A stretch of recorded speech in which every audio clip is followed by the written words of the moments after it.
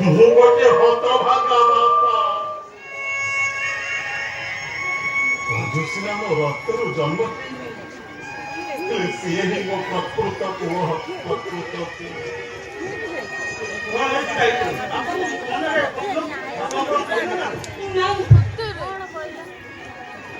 ଯୋଉ ହରିଣ ପଣ୍ଡା ଠାକୁରଙ୍କ ପାଖରେ ପୂଜା ଘଣ୍ଟା ବଜେଇ ବଜେଇ ଆଜି ବୁଢା ଶେଷରେ ଠାକୁର ତାକୁ ଏତେ ବଡ ଶାସ୍ତି ଦେଲେ ଯିଏ ସଞ୍ଜ ସକାଳେ ତାଙ୍କରି ସେବା କରି ଅନ୍ୟମାନଙ୍କର ଦୁଃଖ ଜଣାଉଥିଲା, ଆଜି ତା ପାଇଁ ଏମିତି ବିଚାର କଲେ। ଏତେ ସବୁ ଅପନିନ୍ଦା ଶୁଣିବା ଆଗରୁ ମତେ ମାରିଦେଲନି କାହିଁକି?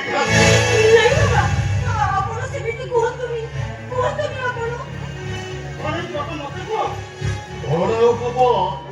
କଣ ଆଉ କହିବାକୁ ବାକି ଅଛି?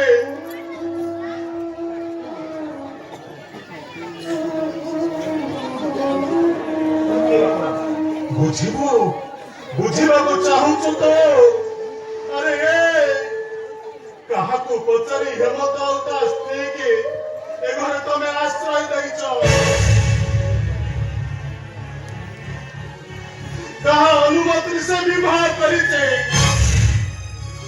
ତୁ ଅଛୁ, ମୁଁ ବଞ୍ଚିଛି, ମତେ ପଦୁଟିଏ ପଚାରି ପାରିଲନି? ହଁ, ବୁଢାଟା ମଲା ସେଥିରେ ଶୋଇଛି, ତାକୁ ପଚାରିବା କଣ ଦରକାର? ଆରେ ଯାଅ, ଚାଲି ଯାଅ, ତମମାନଙ୍କ ମନକୁ ଯାହା ଆସୁଛି ତମେ ସେଇଆ କରିବ, ସେଇଆ କରିବ। ହେମନ୍ତ ଏମିତି ଗୋଟେ ଭୁଲ କରି ବସିଲା ଯେ ମୁଁ କିଛି କହିପାରିଲିନି। ସେ ଘରକୁ ବୋହୁଟା ନେଇ ଆସିଲା। ମୁଁ ସେତେବେଳେ କଣ କରିଥାନ୍ତି କହିଲେ ବାପା? ବାପା, ଏଇ ହାତରେ ମୁଁ ହେମନ୍ତକୁ ପାଳି ପୋଷି ମଣିଷ କଥାଟା ଅପସନ୍ଦ ସତ, ହେଲେ ମୁଁ ତାକୁ ବନ୍ଦାପନା କରି ଏ ଘରକୁ ନେଇ ଆସିଛି।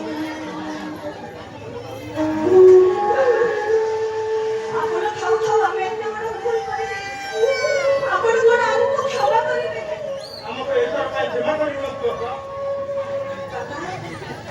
ଯାହା ଗାଳି ଦେବା କଥା ମତେ ଦିଅନ୍ତୁ, ହେଲେ ହେମନ୍ତ ଆଉ ତା ସ୍ତ୍ରୀକୁ କିଛି ବି କୁହନ୍ତୁ। ହେମନ୍ତ ସ୍ତ୍ରୀ କେତେ ବଡ ବଡ ଝିଅ କହିଲେ ବାପା? ବଡ ଘରର ଝିଅ ହେଇଥିଲେ ସେ କାହାକୁ ନ ଜଣେଇ ଗୋଟେ ପୁଅକୁ ବିବାହ କରିନଥାନ୍ତା। କେତେ ନୀଚ କାମ କରିବା ପୂର୍ବରୁ ତା ବିବେକ ତାକୁ ନିଶ୍ଚୟ ବାଧା ଦେଇଥାନ୍ତା। ମୁଁ ତତେ ସଫାସୁତୁରା କରିଦଉଛି, ସେ ଦୁଇ ଜଣକୁ ଯେମିତି ମୁଁ ତାକୁ ଦେଖିବାକୁ ଚାହେଁ, ତାକୁ ମୁଁ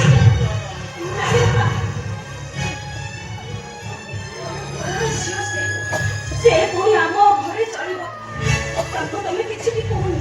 ହେମନ୍ତ ଆଉ ତାଙ୍କ ସ୍ତ୍ରୀ ଶୁଣିଲେ ସେ ଖରାପ ଭାବିବେ। ଝିଅ ହେଇଥିଲେ ସେ ଗୋଟେ ବିବାହ ପୁଅକୁ କରି ଏ ଘରକୁ ଆସିଥାନ୍ତା। ଆଉ ଏବେ ତ ବଡ ଘରକୁ ଝିଅକୁ ବାହା ହେଇଛି ବୋଲେ ମୁଁ କଣ ତାକୁ ଡରିବି? ନମସ୍କାର କରିବି? ଏ ଘରର ନୀତି ନିୟମ ପରମ୍ପରାକୁ ବିଚ ବଜାରରେ ନିଲାମ କରିଦେବେ? ମୁଁ ତତେ କହିଦଉଛି, ହେମନ୍ତ ଆଉ ତା ସ୍ତ୍ରୀ ଯେମିତି ମୁଁ ଥିବା ପର୍ଯ୍ୟନ୍ତ ଏ ଘରକୁ ନ ଆସନ୍ତି, ତାଙ୍କ ମୁହଁ ଦେଖିବାକୁ ଚାହେଁ ନା। ମୁଁ ମାନୁଛି ବାପା, କାହାରିକୁ ନ ଶୁଣି ମୁଁ ବିରାଟ ବଡ ଭୁଲ କରିଦେଇଛି। କଣ କରିଥାନ୍ତି ଆପଣ କହୁଛନ୍ତି? ସେମିତି ଗୋଟେ ଦୁର୍ବଳ ମୂର୍ଖରେ ମୁଁ ଯଦି ସୃଷ୍ଟିକୁ ମ୍ୟାରେଜ ନ କରିଥାନ୍ତି ତାହେଲେ ମୋତେ ଜେଲ୍ ବି ଫାଶୀ ଯାଇଥାନ୍ତା। ମୁଁ ଜାଣିଛି ଗୋଟିଏ ସତକୁ ଲୁଚେଇବାକୁ ଯାଇ 100ଟା ମିଛର ଆଶ୍ରୟ ନେବାକୁ ପଡିଥାଏ। ଆରେ ତୁ ଜାଣିଛୁ ତୁ କାହା ପୁଅ? ଏଇ ବ୍ରାହ୍ମଣ ହରିଆ ପଣ୍ଡାର ପୁଅ ତୁ। ମୁଁ ଗରିବ ସତ, ଅଭାବ ଅନାଟନରେ ମୋ ସଂସାର ଚଳେଇଛି, ହେଲେ କେବେ ମୋ ନୀତି ନିୟମ ଆଦର୍ଶକୁ ମୁଁ ଅବାଟକୁ ଯିବାକୁ ଦେଇନି। ତୁ ମୋରି ପୁଅ ହେଇ ଏତେ ବଡ ଭୁଲ କରିବୁ, ମୁଁ ତାହା କେବେ ବି ସହିପାରିବିନି, କେବେ ବି ସହିପାରିବିନି। ହେମନ୍ତ, ତମେ ଘରକୁ ଯାଅ, ଶୋଇବ। ମୁଁ ବାପାଙ୍କୁ ସବୁ କଥା ବୁଝେଇଦେବି। ଯାଅ।